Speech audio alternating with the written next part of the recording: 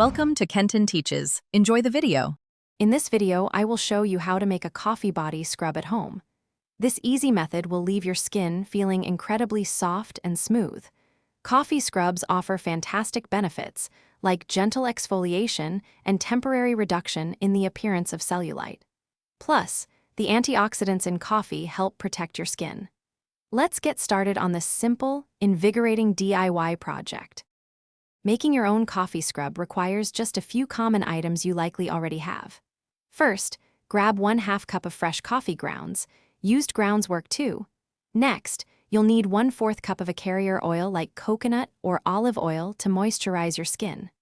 Finally, add 2 tablespoons of granulated sugar for extra exfoliation. You can also include a few drops of essential oil for a lovely scent. Now, let's mix these simple ingredients together. In a small bowl, combine your 1/2 cup of coffee grounds with the 2 tablespoons of granulated sugar. Give them a quick stir. Then, slowly pour in your 1/4 cup of nourishing oil, mixing continuously until everything is well incorporated. If you're adding essential oils, now is the time to blend them in. You want a consistent, slightly coarse texture. Using your new coffee scrub is simple.